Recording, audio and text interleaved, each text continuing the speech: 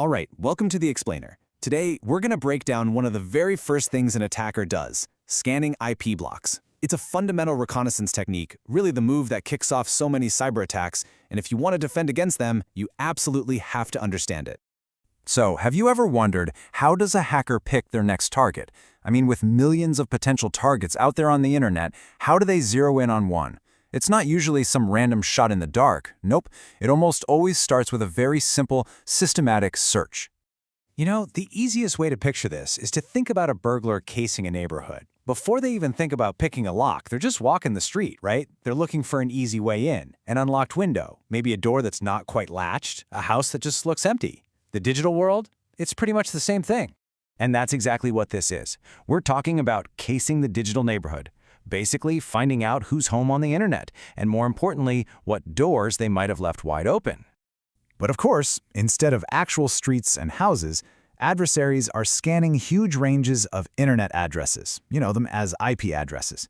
They're systematically sending out these tiny signals, kind of like a digital knock-knock, over and over, just to see who answers. All they're looking for at first is any sign of life.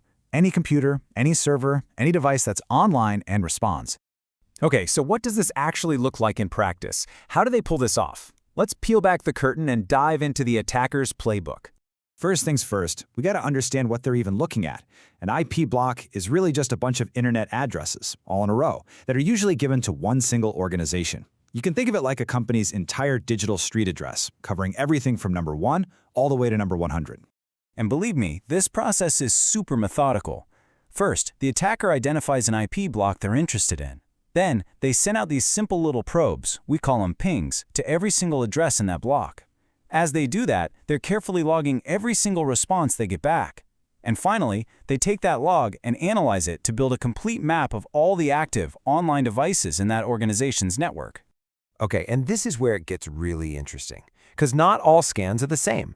A simple scan just asks, "Hey, are you there?" and hopes for a yep.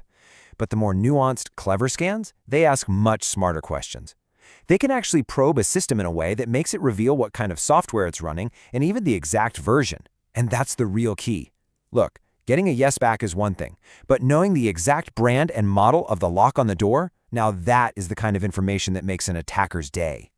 And look, this isn't just some textbook theory, not at all.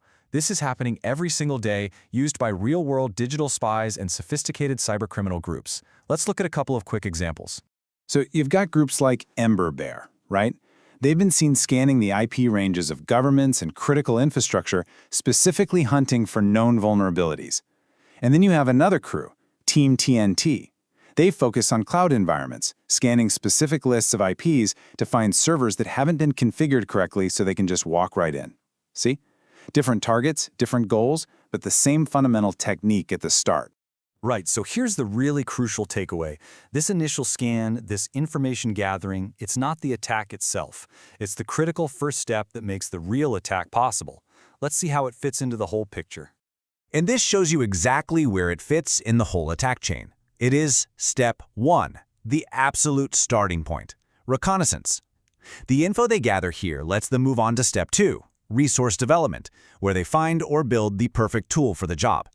And that leads them right to step 3, initial access, where they finally get inside. So to put it simply, this reconnaissance phase, it's everything. It's where attackers find their openings. It's where they discover that one unlocked window that lets them into the whole house. Without this step, most targeted cyber attacks would just never even get off the ground. Okay, so if we know attackers are constantly walking our digital streets, what do we do about it? How do we fight back? Well, that's where we need to start building ourselves a virtual watchtower. And this is the fundamental challenge we're up against. Trying to prevent these scans is incredibly hard, mostly because they're happening from the outside, way beyond our own network controls.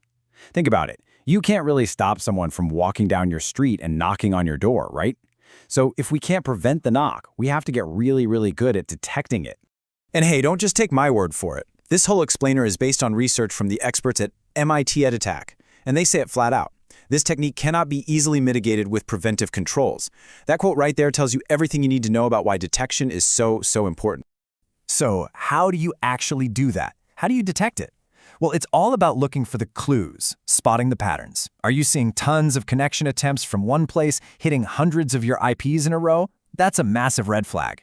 Are you seeing probing activity that just methodically sweeps across your whole network? You need to pay attention.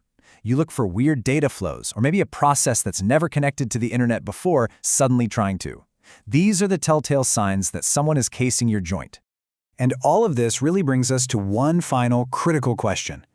We know for a fact that adversaries are out there, right now, systematically checking every single digital door and window. So the real question is your organization actually listening? Can you hear the rattle of the doorknob?